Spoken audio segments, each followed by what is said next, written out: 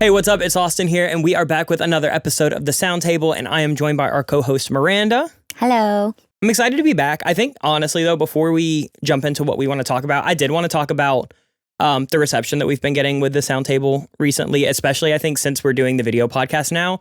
I feel like these past two episodes that we've done, we've gotten, like, the best feedback ever.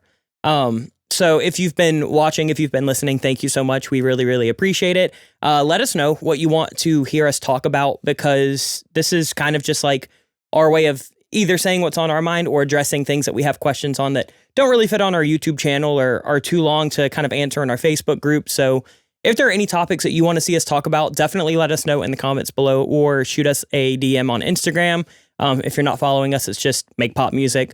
But other than that, I just wanted to take a quick second to say thank you, because I feel like everybody's been so nice about this. And I'm enjoying doing it, honestly. So we're going to keep doing it as long as you guys keep listening.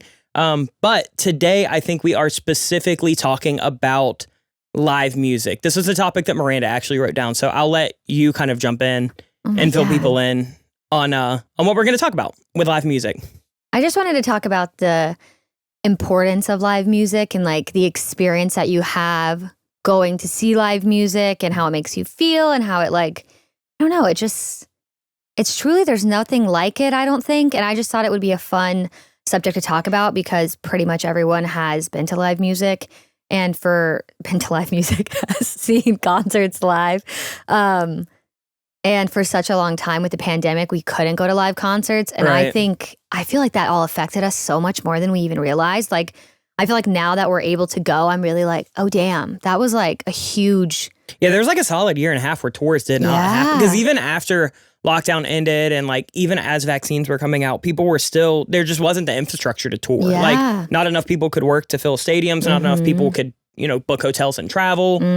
So yeah, touring was shut down for like probably close to 2 years. Yeah, and it was scary, spooky. Which I think is now reflected in the fucking ticket prices. Everything is so expensive. Yeah, that is a whole subject. We've been to some of my favorite concerts post-COVID. We went and saw Harry Styles. Yes. We went and saw Taylor Swift. We just went and saw Olivia Rodrigo on her Guts tour. We've seen Half Alive a couple times. Who else have we been to? I think that's it. No? I don't know. I feel like I'm missing stuff. We've gone to like other like smaller shows and stuff like that. We've gone to like, we went to like the amphitheater tour. We went and saw Platinum. But like every time that I go see live music, especially as somebody who makes music a bunch, I just feel super like inspired and super excited to get back to work. Yeah. I feel like it's just one of those things of like every single concert I go to, I come back and I'm like, right, one of my favorite songs I've ever done. You do. You really do. Every single time we leave a concert, he's always like, man, I feel so inspired. Like that was so amazing. I think it just makes you feel so like rejuvenated. Like not just you, but like I think a lot of different people, but I think especially people who work in the industry, I think it's just inspiring to be like, dude, one day that someone's going to be singing my songs in this amphitheater. Like, it's crazy to think about that. It is, and I think it really just kind of like puts into scale like what I do. Like, I make videos and I work on songs like, I've had hundreds of millions of streams on songs that I've produced and millions of views on videos that I've produced and hundreds of thousands of subscribers. And that's all great, but like... Brag over here. I know, it seems like a flex. I was going to say all of that is to say that like, I understand every single one of those is like a real person, but there's that dissonance of like just seeing a number online where when you go to Amway or Kia Center or whatever they call it now, like that's 20,000 people that have all congregated there to support something that they all have a common interest in. And so many people make friends at concerts and so many people go to concerts with their friends and make memories. And it's, it's like a big formative experience, especially for younger people going out to some of their early concerts. And then even for older people, like for me, it's just a chance to kind of see I mean, I'm almost 30. Yeah, but so that's not older people. Fucking tell that to us at Olivia Rodrigo a couple weeks ago. Okay, yeah, there were some children there. Yeah, we were old there. But that was one of my favorite things about that concert was obviously so many of their, I would imagine their first concerts, because some of them were like 9 years old. Yeah, like 10, like, I mean, most of them I would say were like teenagers. But that was my first concert, was when I was probably a teen. The one that I remember, of course. Well, I was probably Boy, right? Yeah, I was Fall Out Boy when I was like 13 and with my bestie. It was so much fun. But yeah, I think it was just, it's so cool to sit there and you're like seeing all these little kids and you're like, wow, I'm just watching them experience their first time at a concert. Like, it's so wholesome. Yeah, and I think you can like see how much your music actually means to people. Like I was gonna say with a numbers thing is like I can look at Spotify and like see how many people have listened to my music, and that's cool to me. Mm-hmm. But like to see how it affects somebody in real time is just such a different experience. And to like see that when I lock myself in a studio and make a song for a week or whatever, like even if there's not 20,000 people that will fill up Kia Center, I'm going to have that effect on at least a couple. Yeah. So, you know, every kid that was in there that loved Olivia Rodrigo or Taylor Swift that much, like there's probably one person out there that listens to my music and feels like that towards me. Yeah. And it's just crazy to see it in person because like, I feel like especially online numbers can skew. Like you could hit a bot farm and have hundreds of thousands of streams and none of those are real people at all. Or you could have 500 streams and every single one of those, it was like a transformative experience for that person listening to it. Yeah. But you never really know online. But you do know when you go to a concert and you see all of those people screaming and crying and throwing up and you just see people having a good time and like people pay money to go out and support it, which is another thing that we can talk about later, which is like how financially supportive touring is for artists. Right. But yeah, I don't know. For years, I was like not a very emotional person. Like I grew up never crying, like actively trying not to like show emotions, trying to like feel things. And like I've gotten better at that. Like that's not a flex that I went years without shedding a tear. That was like horrible. Yeah, that's But sad. now I feel like every time I go to a concert, I just like can't help but cry. It's like the most beautiful thing. Even if I don't even care about the artist. Yeah. Like seeing how much somebody does Yeah. is such an emotional experience for me. Like I don't know. Some of my other favorite concerts that we've been to were like Jonas Brothers. That was probably like the first time that I ever like let loose at a concert and like danced and sang along and just like let myself have fun and didn't stand there like this in the back trying to act like I'm just like the music producer who's like hanging out watching music. Like, I can't have fun and sing along and dance. I was so proud of you. I had so much fun at that concert with you. And then like we went and saw Halsey and that was a big one for you because like at the time that was like one of your favorite artists and it was her first time playing like arenas and yeah, that was the first time I saw her was at UCF. It was her biggest concert she had played. It was it was at the basketball arena. Yeah, in front of 10,000 people, which is a lot of people. But it's crazy now because she doesn't tour right now, but you know. But what's cool about that specifically is that like that was a really important show for you to go to, but it was an equally important show for Halsey to play because that was again her first time playing in front of more than maybe 3,000 people. That wasn't like a big festival where it's just like a 20-minute set or whatever. Yeah. And like that's the beauty of live music is like. Whether it's a dive bar show or Raymond James Stadium is like, it doesn't matter if it's 100 people or 60,000. Getting people together that share a common interest and that can just hang out and socialize and like unwind and just like really pour themselves into something. I'm not a very religious person. I don't go to church or anything like that. That's like the closest to like a church-like religious experience that I ever have. I'm literally like not kidding you. I was literally going to say that. I was going to live music. I don't know what it feels like because I'm also not religious, but I imagine that is what, I hope at least, that is what people feel like in church is like how you feel at a concert is like so just overwhelmed with emotion and so like happy and fulfilled and just you like feel safe. Yeah, and like when you were talking about getting emotional at concerts, when we were at the Olivia Rodrigo concert, I was like, I have a few songs like that make me like want to like scream and then like one scream cry almost when you sing them. But her one song, Teenage Dream on her new album, she played that on piano. I don't know what it was. I think it's because she was playing like a VHS like on the screen behind her. It was like the VHS really of her as a kid. And then it was like playing audio clips at the end. I was getting choked up in the middle of her singing that song. I was like, ooh, why am I about to cry right now while she was singing it? And it was just, I love those moments where it's like, you don't expect to cry, but you're like, ooh, wait, I just like got hit in the feels right now. And then when you listen to, well, like, okay, not at Olivia Rodrigo concert, I didn't cry when I first heard the song, but I remember for the longest time when I would hear, I think it was Gasoline by Halsey, that was what she opened with. Yeah. The first time I saw her. And every single time I heard that song after, it hit me in the chest the same way and made me want to cry. It like reforms your first time hearing the song. It's like, there's the first time you hear a song and then there's the first time that you hear the song live. Yes. And they're two very different distinctive memories. Yeah. And like that first song like that they open with is always the one that I feel like really remembering the most. Yeah. And yeah, for the longest time, every time I listen to that song, it hit me right in the chest. I don't know. Like if you're listening to this podcast and you haven't gone to a concert or whatever in a long time, like I highly implore you to just find tickets to somebody that you halfway like and just go and have a good time and meet people, hang out with people. You don't have to spend a ton of money. You don't have to go to a 3-hour long, Eras tour set. But just go see live music because like it is such a unique experience. And maybe I'm just biased because obviously music is like very important to me specifically. But every time I'm at a concert, I'm like, no, music is that important to a lot of people. Yeah, you're not unique in that, I don't think. Right. Like everywhere. Like that's what's funny is that I love music. Don't get me wrong. No one come for me. I love music, but it's not my whole life. Like I know it is for you and for probably a lot of people listening to this and a lot of people in general. Like I love music. I listen to it probably every day.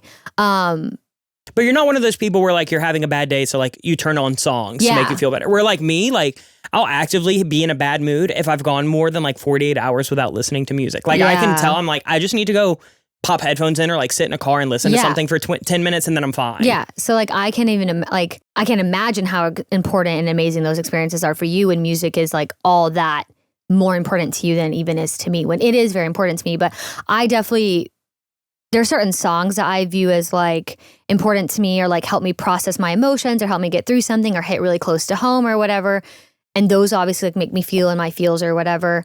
But it's rare that I don't know. I just don't feel like... On the spectrum, you're definitely a pretty passive music listener. Yes. But like, that's not a bad thing. No. And like, I'm boring though, guys. I have like terrible taste in music. I listen to the same like 5 artists all the time. And they're always the top artists out of the most popular. It's like I'm aware of that flaw in myself, okay? But she's not the tastemaker. I'm really not. Like, girls listening to Harry Styles' album that came out 2 years ago. Like, I'm boring and I know that, but I love that for other people that they listen to a wide range of music and then they get to go to even more concerts. That's one thing maybe that would be my goal for this year, to listen to more. Push yourself a little more. Yeah, but I'm such a comfort person and I know. I have my comfort. But all of that to say that like, that's how you feel about music in general and like concerts still mean that much to you. Exactly. That's what I'm saying. That's what, that was my roundabout way of saying that. Yeah, yes. I got you. I locked in. My ADHD brain went on too many side quests. Sorry. No, it's okay. But yeah, like, I don't know. Every time I go to a live concert, for me, I'm so motivated. I feel like I'm so like driven, and like I have that pinpoint of like, it makes me not care about numbers or about like how a song does. Is this song going to chart? Is this song going to get 5 million streams? Is this song going to whatever? Like, as long as it, can affect 1 or 2 people, like how it affected everybody that I just saw at a concert, like I'm cool with that. Yeah. It like reminds you that it's about how it makes you feel more than the numbers or the charts or whatever the heck. Right. Yeah. I just love live music. It's one of those things too of like, I kind of hinted at this earlier, but I think it is the best way to support an artist. Like, you look at things like streaming payouts on DSPs and you look at things like, people don't really buy albums unless they're buying things like vinyl. Yeah, vinyls did come back, but that's hard like, for smaller artists. Nobody has a fucking CD player. Yeah, because vinyls are so expensive to print. So expensive. You have to do a minimum order, and you're probably, unless you're going to charge like $60 for a vinyl, not going to really make a profit. Exactly. And honestly, like big artists basically book out those vinyl printing facilities for months. So you have to have your song, like Joan did a vinyl pressing of Superglue when it came out. I'm so happy they got to do that. Me too, but that album was finished like 7 months before they released it because they had to print vinyl and they had to do merch runs. And I think like, it was a pre-order. It was. Yeah. Okay. Yeah. And like, it's so difficult for artists to do that. And that's really like the way that an artist make money. We talked about it a little bit on our merch episode. If you haven't listened to that, that's a really good one to listen to in terms of like, if you're an artist or if you're in the music industry and want to learn how to like make a little bit more income or how to support somebody in the industry. Merch is like the biggest way to do it. And with like the music specifically, live shows is the best way to support an artist, whether they're on a label or a publisher or they're independent, if they're playing dive bars or arenas.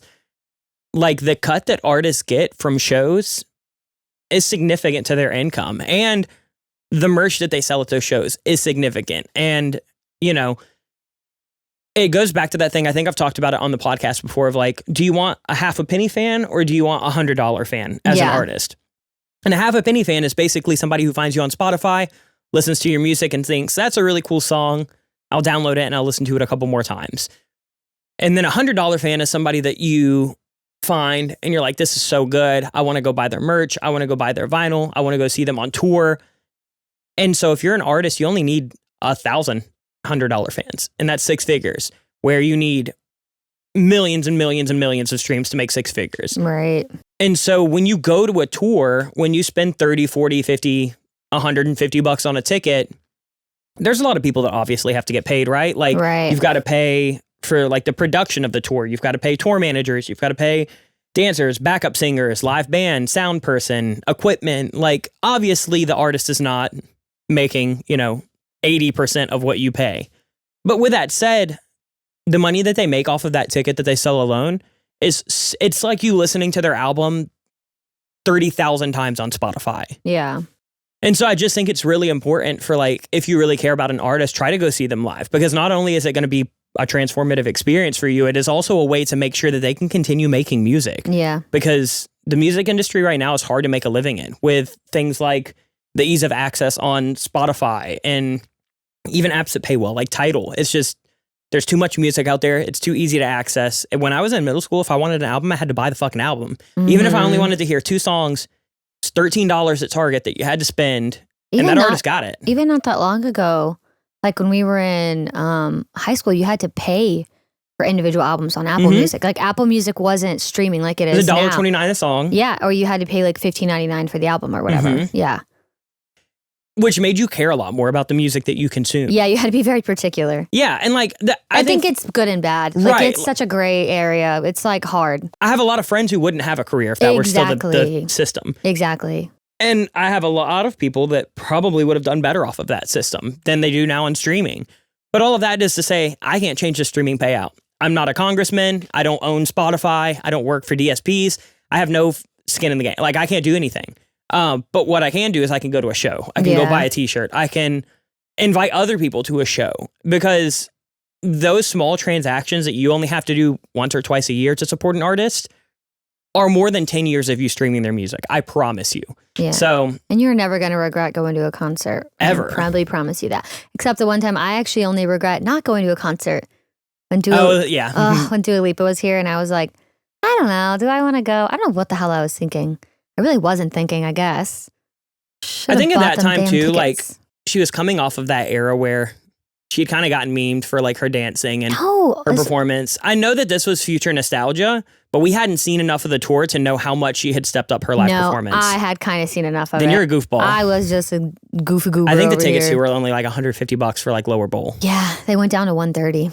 That's and insane. Then I was like, maybe I'll buy them. $500. I know. And then I was like, oh, I'll buy them. And then I checked, like, I forgot. And then I checked like 30 minutes, an hour later, whatever it was, and they were gone. And I was like, that makes sense. I will say, I don't know if we want to talk about it this episode or if we want to do a whole episode on it, but the one thing about live concerts is just how fucking bad, like, ticket reselling has gotten. Oh my God. Obviously, like, we all know about it with Taylor Swift and everything. Like, yeah, we were lucky enough when we saw her to get them for the, like, we got a pre-sale code. Yeah, so we actually bought them for the actual price they were supposed to be, which wasn't a bad price.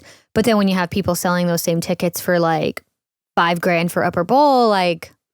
And my thing is, like, what's crazy. shitty about that is that then that does not go to the artist. Yes. And then there's some people who are like naive about it, and they're like, that's for that concert and that's what they're charging for. You're going to go see her for that much. And it's like, yeah, people canceling Post Malone because his ticket was $1,700. He doesn't control that. She's not charging that much. Some jabroni bought it for $200 and is reselling it with an extra zero behind it. Like, it's not the artist's fault. We are starting to see more and more now that, like, some artists are making it to where you can't resell a concert ticket for over face value. Yeah. But that's what they should do. Yeah, I agree. That should be a law. But my argument is, I know scalping is a law. I can't stand out front of Kia Center and sell Magic tickets for $700. That's what I'm saying. I'll literally get shot in the parking lot. Like, well, we do live in Florida, so that's like I just don't get it. Like, I don't understand why. Yeah, one's legal and one's not. I don't know. I think the same thing about sneakers. Like, I'm into sneakers, and like, I'm the jackass that will go buy a pair of Jordans for like $400 because I wasn't able to get them on the sneaker app. But but that's even, I don't know, that still feels different because that's a physical item that's a limited amount. Yeah. People are paying $2,000 to go see somebody for one night.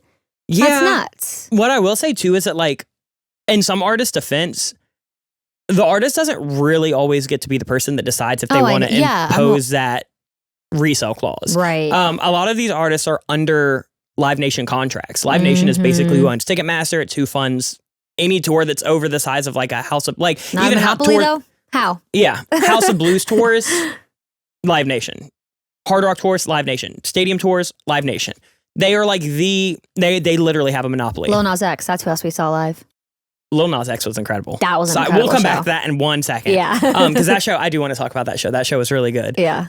But yeah, Live Nation, they're pieces of shit, basically. And like, they will make it to where artists can't impose a resale clause. Yeah. Because in their mind, they think this, even though we don't get a big profit of that, which sometimes they do, because sometimes they'll run sites where people resell and then they take fees on it 2 or 3 times. I was going to say, they take fees and like, they take service fees, which I think are a percentage. I don't think it's normally a set amount. Yeah, they are a percentage. Well, there you go. And so it's shitty to me though, because like if I buy a Taylor Swift ticket for $3,000, like she already made the $250 that ticket cost months ago. And so like you're not really directly supporting the artist like that. Like it's still great to go, especially if it's not a massive markup because you can buy merch, you can do other things. But like if you can try to buy tickets at retail, that's great. But it's so hard now. I think because of COVID, like we talked about earlier, like there's just such a demand for concerts. But yeah, something needs to be done about these resellers because it is. And it's fucked up to take away that experience from people.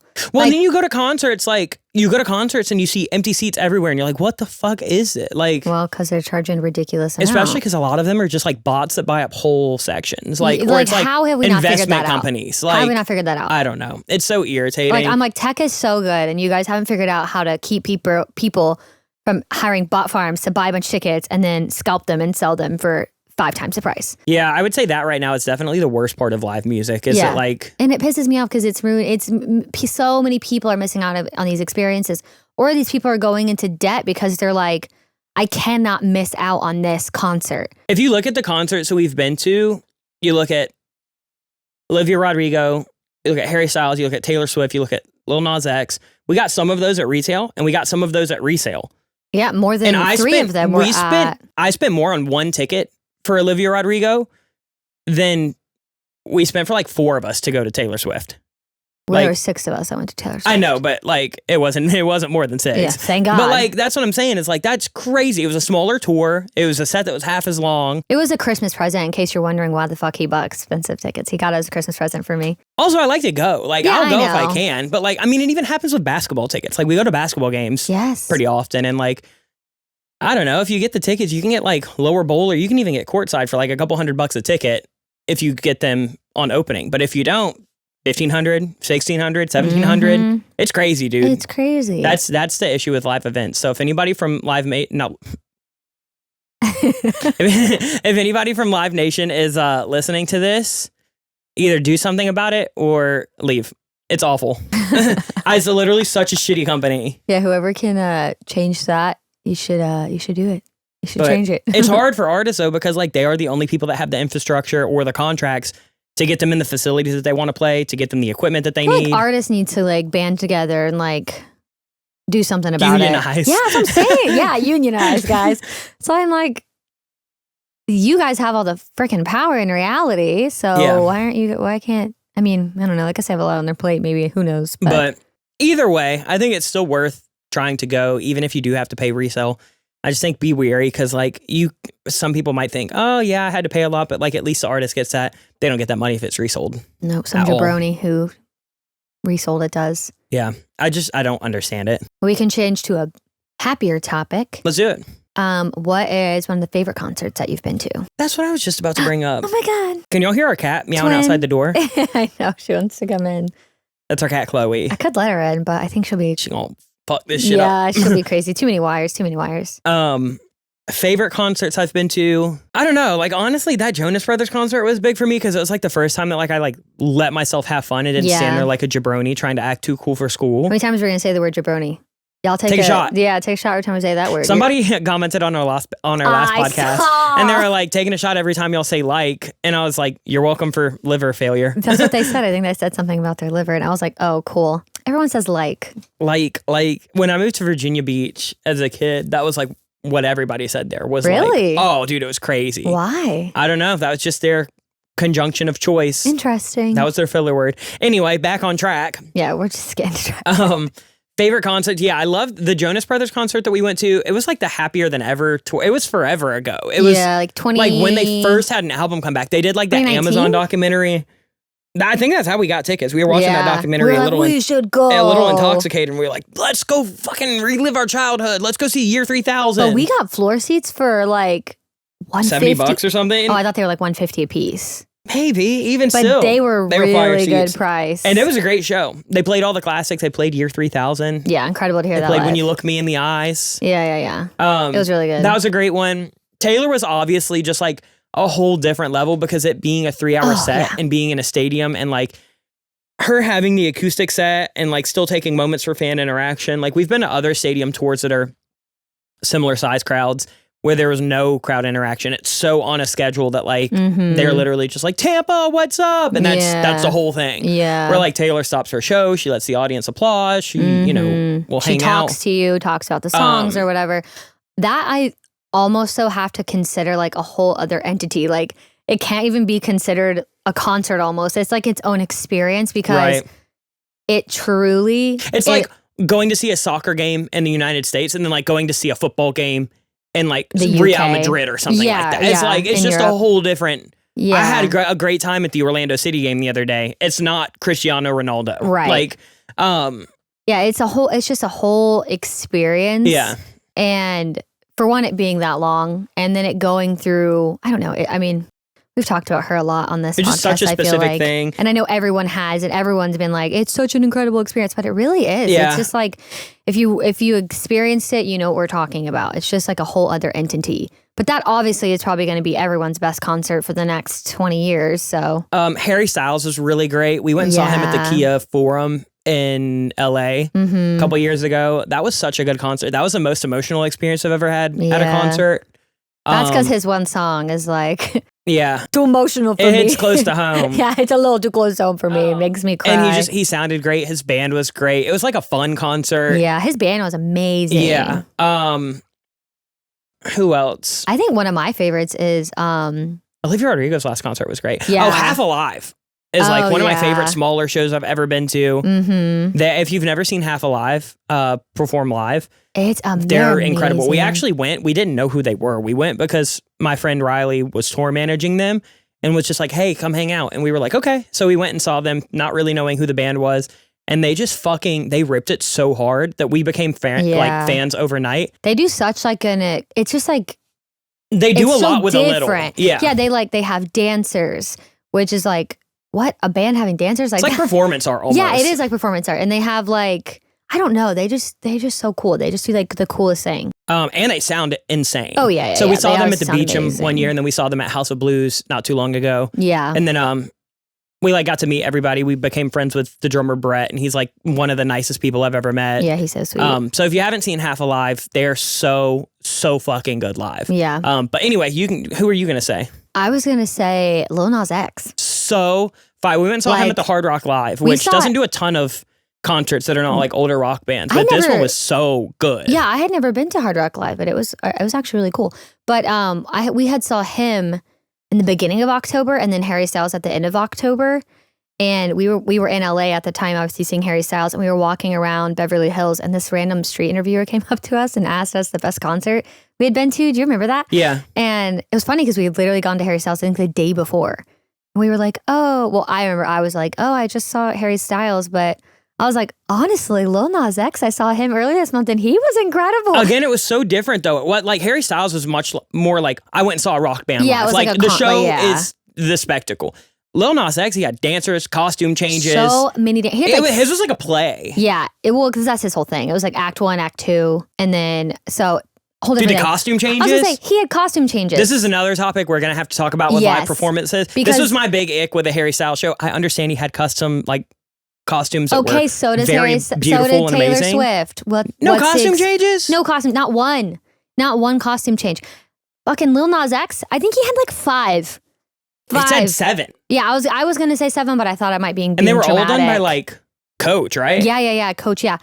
Or the person, the head designer of Coach. Yeah, the head of production or whatever. And they were immaculate outfits. And all his dancers had different outfits, and all his dancers were incredible. That show was so much fun. They just had so much energy. The set was amazing. The outfit changes were amazing. It was just like, and we paid $60 a piece for these tickets. That was probably the best value of a concert I've ever been to ever. Seriously, it was just so incredible.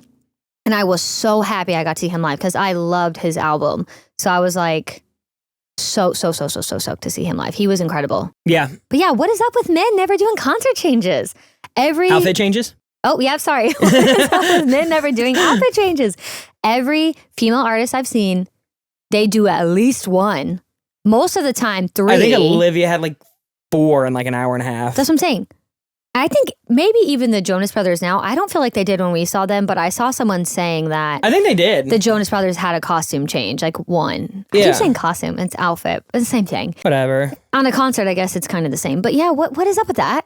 Men will be like, oh, you like that? Let me just take off my shirt and that's going to count. Literally, but like. Or they'll unbutton their shirt, even worse. But Harry Styles annoyed me a little bit with that because I was like. You're known for fashion. He's known for his fashion. And he's known for all these. What I do appreciate about him though, and I will like give him a little bit of slack for not having outfit changes, was that every single concert had a different outfit. That is my saving grace for Harry is like, do you want to see 6 outfits in one concert or do you want to see 40 outfits across 40 concerts? I think the different outfits for different concerts is smart because then everyone's like stalking your Instagram to see the outfit that you wore at that concert. It pinpoints that exact show. Yeah, and that is also, nice for him. Also, all of his stuff was like hand done by like, I think a smaller designer. Oh, that's nice. And like, dude, I mean, the attention to detail was there. Like, he had a matching mic pack cover for every single outfit. So, like, again, he put in effort. But I see some people that go on tour, like, pretty decent-sized tours. So, they're just, like, jeans and a T-shirt, don't change. Yeah. Like, that's like Ed Sheeran literally just wears. I mean, that's his vibe. It would be weird if Ed Sheeran came out in an outfit change. That's fair. But, like, Drake, I don't think Drake does an outfit change. I don't know. I saw him wearing this, like, bone costume. He looked like when you kill Yoshi and... Hold on, have you not seen it? No. I'm going to pull it up and we can actually take a clip of this and we can pop this one on Instagram. But does he do an outfit change? Because he's also like, I wouldn't say he's like a fashion king, but he's like into clothes. It looks like when you like you kill a Yoshi in Mario and like the bones are just laying on the ground. Doing him dirty. Wait, what the hell? I didn't know I was going to have bones on the back. That's what I'm doing. Oh, that's kind of cool though. But wait, is he doing different outfits then for each night? Because I don't know. Let's see. Because that'd be pretty cool. Drake have... Okay, here's the real tea. Maybe me and Austin don't pay attention enough to concerts, and we're giving these people, like these men, some heat for something that they maybe not even are doing. Drake has multiple outfit changes in his shows and doesn't always wear the same thing. Oh, see... scratch everything we said. We're pieces of shit. Some people don't. I didn't say Drake. You said Drake. You're the piece of shit. First of all, I said, does he? I wasn't saying he does it. I was saying, does he? Because I haven't seen any of I think he does. It's shocking. Drake is not on my For You page. He's on mine. Well, makes sense. Look at your camel hat. Yee. Hive Mind, that too. We also saw live. They're not technically a concert, but... They were great. Super funny. They are an amazing YouTube channel who does music content, and you guys should check them out if you haven't already. Damn, she's doing recommendations already? That's not a recommendation. It's just a little shout out. Yeah, you should. Yeah, they need a shout out from us. Like I'm invoicing them. Their channel isn't like 5 times bigger. But yeah, I don't know. Live concerts to me are like the best thing. Do you want to talk about worst concert experiences? We might as well. Like, we're already here. Yeah, actually, I do have a worst concert experience. I have it 2. Right. Oh, he has 2. Oh, I know what one of yours is. I'm thinking of a different one though than I think you are. What are you thinking of? This is sad though because I was really excited for this concert because we were going to see Black Bear. And I had never... This is what I was going to mention. Really? Okay. Yeah. I had never... neither of us had ever seen him live. And he's one of our favorite artists, both of us. And we were so... Like, we had liked him at this point. At this time, it was 10 years we had been listening to his music. I was listening to Black Bear when he wasn't even Black Bear. Yeah. And so we were like, finally... Yeah, Sex Mixtape. Got that shit on my phone still. And we were like, finally, we're going to be able to see him live. And then it was outside in June in Tampa. Yeah, middle of summer. It was in a courtyard at Janice Live, which is just like... It's like it's got to be the 100 hottest degrees. goddamn venue that I've ever... It's like it's not even a venue. It's like a courtyard at a shopping center. Yes, it is so tight. It's only standing room. It is so hot because it's the summer in Multiple Florida. people were like passing out, having heat strokes. It's like 1,000 degrees. It literally probably is like literally over 100 degrees. Like if you were to in take that the facility? temperature. Yeah, it was so hot. Dude, it's way hotter. You don't get the wind because you're like boxed in. And it's all on like a blacktop. It's like you're standing on pavement. That wasn't even anything of his fault. Bear did great. Bear put on an amazing incredible. show. And then Gashi opened. He was amazing. He had some energy. But the people around us were quite annoying. And then it was 1,000 degrees and we all thought we were going to pass out. Yeah, that was rough. So yeah. And then like you couldn't go to get water because then you weren't coming back. So I was like, okay, well, we're all just going to stand here and feel like we're going to die. It was not a great experience. That one was a bummer because like it was nothing to do with any of the performances. Like Bear was unbelievable. Oh yeah, but like was honestly, amazing. by the time Black Bear got on stage, I was like too exhausted to even sing, dude. I was like, I'm fucking Gashi did almost a too good of a job. Yeah, he was fire. But then we went and saw Bear again at UCF, and it was great. It was amazing. And we were around the nicest people. These two girls were literally so incredibly sweet, and they like pushed me up to the barrier so that I could see him when he was coming by. They were really, really nice. I remember those two girls. And then the other worst, I think probably for both of us was like, it doesn't hurt my heart to say. He's like my favorite artist of all time, but it was the Weeknd's tour. Mm-hmm. We went and saw him in Tampa at Raymond James. We just shouldn't go to Tampa to see concerts is what I think saying. Yeah, because my issue with this one was also mostly the people. Yeah. So we were floor at a football stadium. Yeah, Raymond James. So this is also when I decided I'm too old to sit floor. I don't care. I'll never ever do general admission, but I also don't really ever want to sit on the floor again. We're too short also. We're both short. Yeah, so. I'm 5'6". Miranda's 5'3.5". Yeah, so it doesn't really work for us very well. But like, again, it was hot. It had been raining, so it was humid. Well, it also it didn't help that on the way there, it was pouring rain. And if any of you guys have ever been to Tampa or live in Tampa, you know that for whatever reason, despite it raining all the time in Florida and it being by the beach, there's no drainage. Like if it rains, you're legit in like 2 feet of water. Like it was above people's car door, like the water when they were driving through it. I was like, I swear it would have been up to your knees. Yeah, it's crazy. It's like actually insane. We stayed at a hotel 2 miles away, and it took us over an hour to get to the stadium. Yeah, I think it took us an hour and a half. Yeah, probably. And we thankfully prepaid for parking, so like So that was awful. By the time we got in, we were already just like, oh, God damn, this has been annoying. And then the show got delayed and delayed and delayed. Because of the rain. So the Weeknd came on very late. And then we didn't even get the opener. We missed Mike Dean. K Tronada did like a half set because it had rained on half of his shit. Mm-hmm. And so like by the time the Weeknd got up, you hadn't really seen any openers. You kind of just been sitting there for a couple hours in the on and off rain. And it was August again. Hot. So hot. If you're an artist and you're playing an outside venue, do not come to Florida in the summer. No. It's too damn hot here. Especially because we have indoor venues. Yes, we have indoor venues. Go to Orlando or stop going to Tampa. Well, the football stadium's outdoors, but go to Miami. What football stadium in Orlando? Oh, camping. No, I'm talking about Kia Center. Yeah, but the Weeknd store is too big for that. Yeah, the Weeknd store is too big. He should have went to the Dolphin Stadium in South Florida. I'm pretty sure that's indoors. No? It is. And then, but we have a lot of stadiums or areas in Orlando that are indoor, and so many in Tampa are outside. And I don't know why, because it's too hot. Yeah. And then people come here in the summer. And I'm also like concerned for the artists. It's like you're running around on stage in the middle of the summer in 100-degree weather, like in a full-on outfit. It's too much. So the scene is set now we were already frustrated before like the show even started. But then once the show started, we were in seats. We were like, I think 10 rows back from the stage. Yeah, it was really, really close. And we were like right on the edge where like the aisles would have been. And then as soon as the show started, literally everybody, there were probably 30 rows of chairs. We were in the 10th. Literally everybody from the rows behind flooded the aisles. Security didn't really stop anybody. No, they got all in front of us. People started standing up on their chairs. Everybody was like smoking. It smelled like smoke. It smelled like cigarettes and stale weed. There were like white people saying slurs. It was like a really strange. They were singing along to some lyrics they should not have been singing along to. Yeah, it was just a weird experience. And like, it was.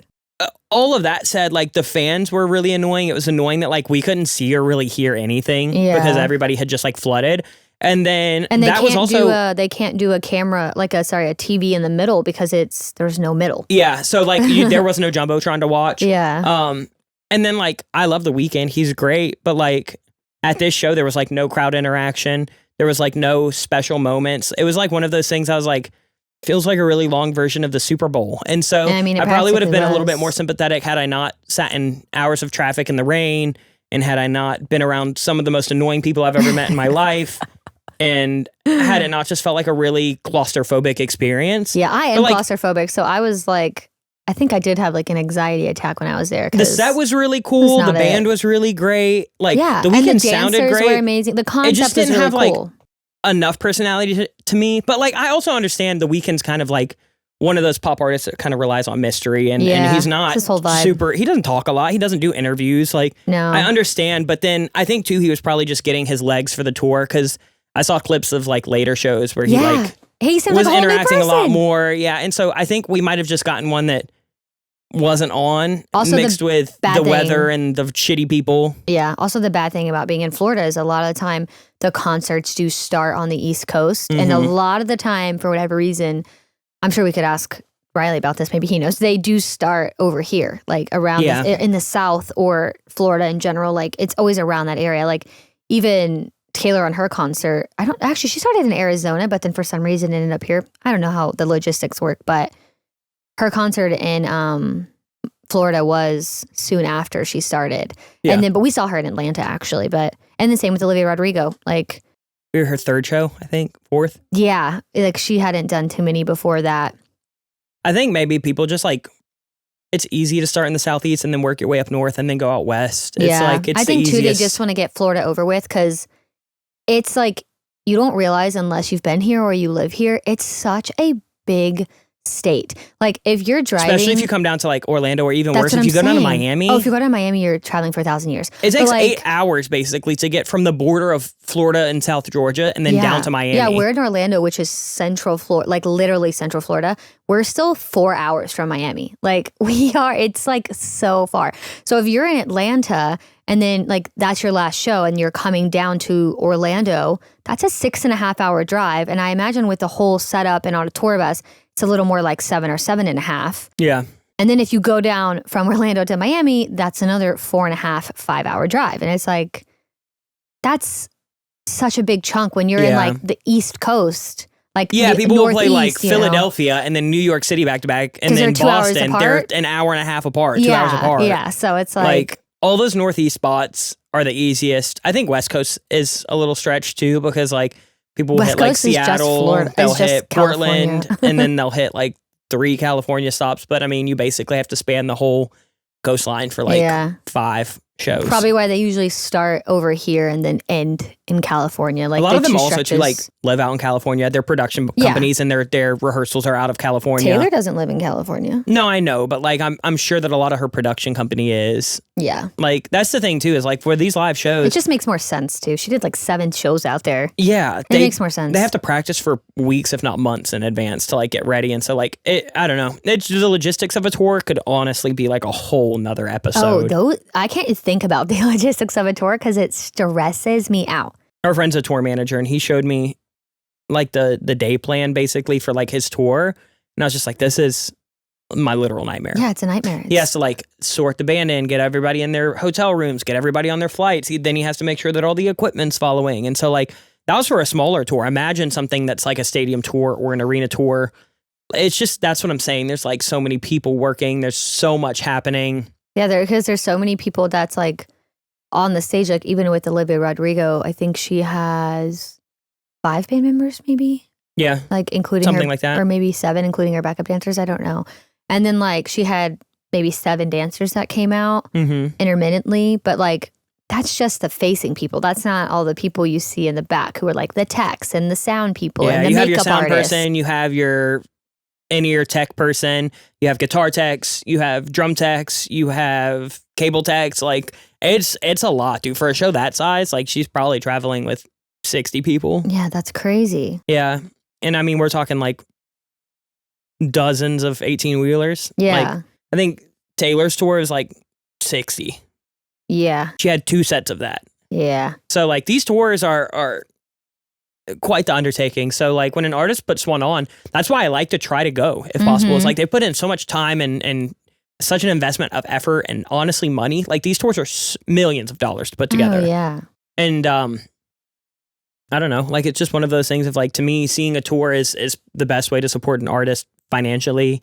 I think it's the best way to support them like emotionally, like for them to see their music be sung back live is like life-changing. Like you see artists all the time that they don't realize how much they love making music until they play a show where they go on a tour or whatever. And it's like, or they get so inspired after they do that. That's the reason that I don't ever take my artist stuff too seriously. Somebody just asked I did a recent like Ask Me Anything on Instagram during my tattoo appointment. And somebody was like, would you ever like be an artist? Do you ever want to tour? Like, do you ever want to play your shows live?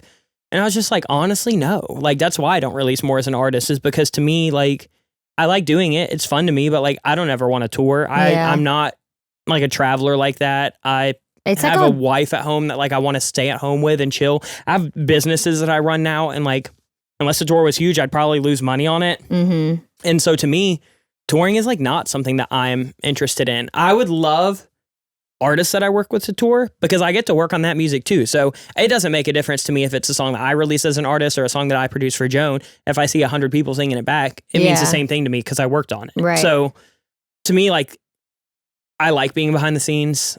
Even doing the YouTube videos and the podcast and everything can be a bit much sometimes in terms of like being forward facing. Yeah. I don't want to ever tour personally. I think it takes a certain person to be a touring artist, because it's like, you got to have a lot of energy and a lot of patience, and you really have to be passionate about what you do. You can't have a day where you just wake up and you're like, I'm not really feeling it. No, because people pay money to come see you. They travel to see you. Like, there is no feeling it. There is no, oh, my head hurts. I'm going to take a nap in the middle of the day. It's like, nah, you're screwed. You have to do your job because thousands of people paid to come see you. Yeah. So the people that I know that do tour regularly, that's their favorite part of making music. Yeah. Like, that's why I know that that's not me. It's because that, to me, is the most dreadful part of putting out music. Is like, are people ever going to want to see this live? Would I ever have to tour? Where, you know, like Platinum just did his first tour. It was like the best time of his life. Like, and you can tell he has so much fun, so much energy. And like, I think that's what makes an artist, is like, how can you connect with people? Like, are you going to go hang out at the venue and like meet people and sign stuff? Are you going to go take pictures?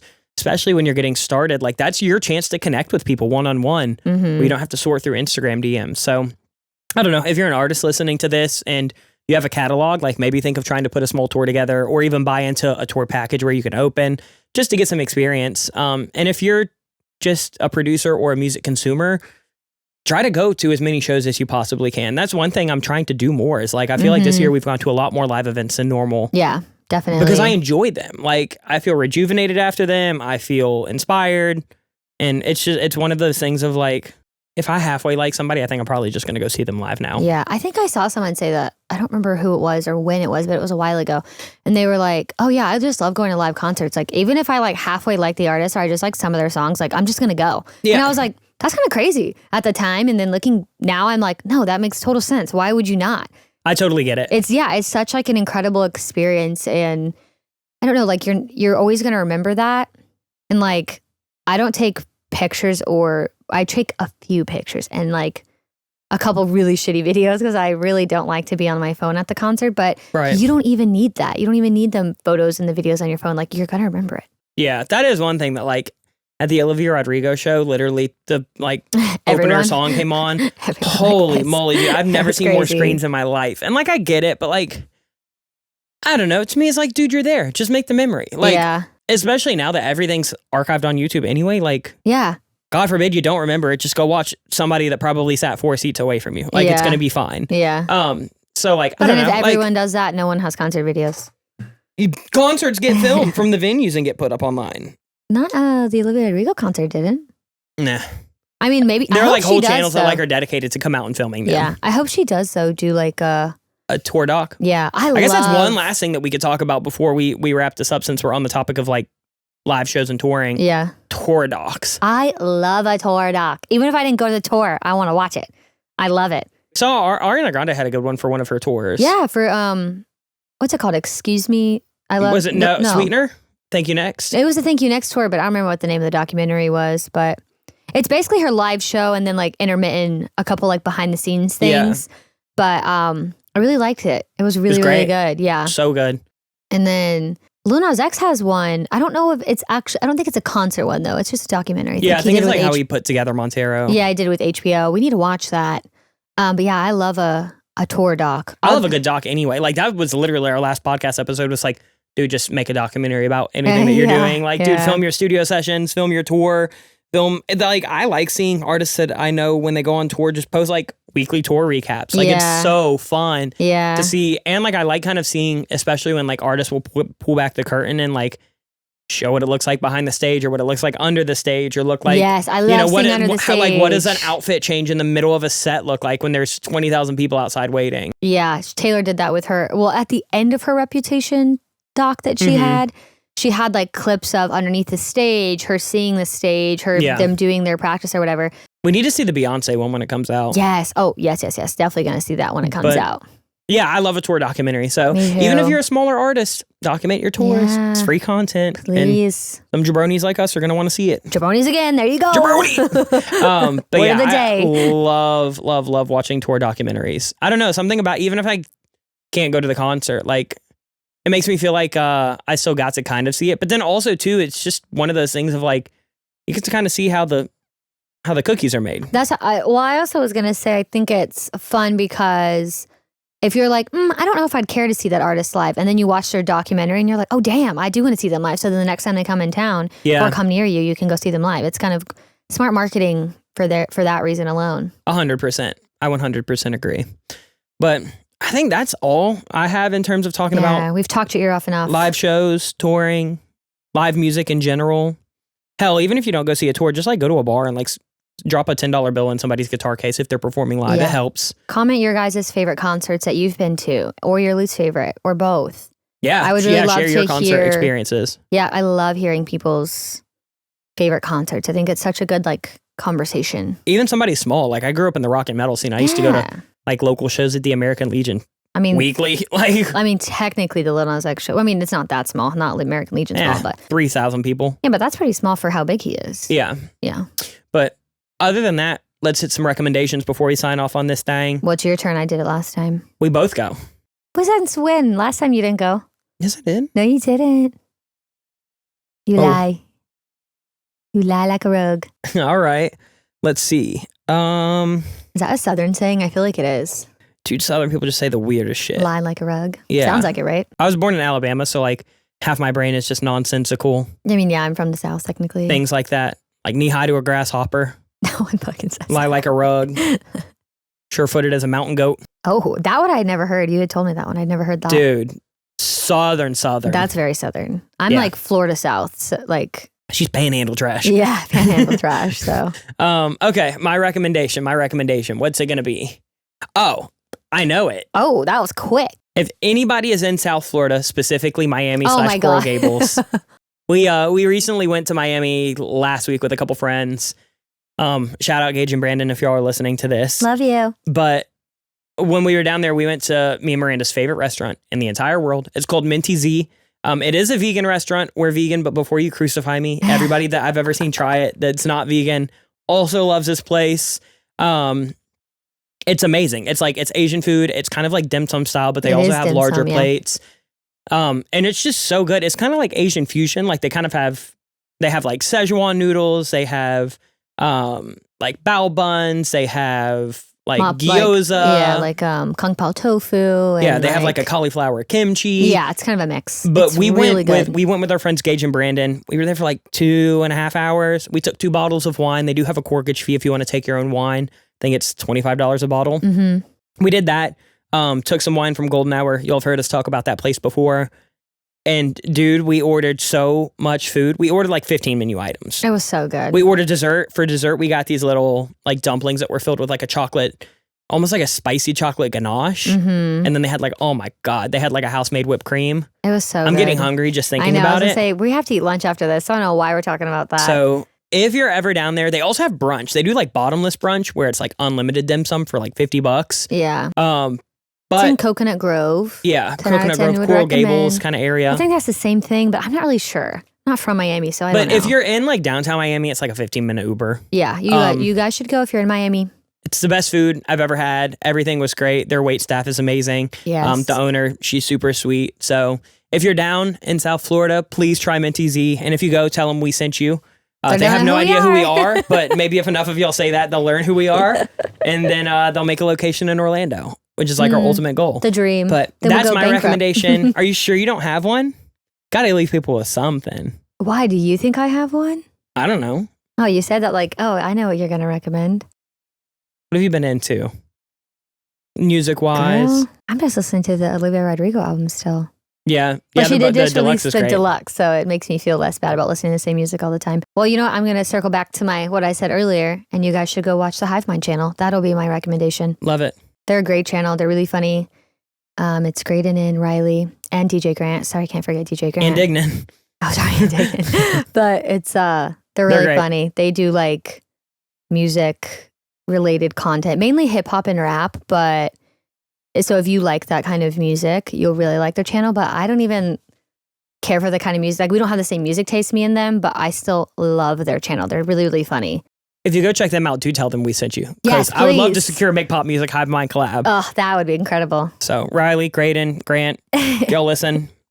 The chances of that are so slim. Other than that, yeah, I think that's it for this week. I'm having a great time doing this podcast. Let us know what you want us to talk about in the comments down below. Thank you all for being nice to me. Yeah, thanks for being nice to her. I don't want to have to kick ass in the comments.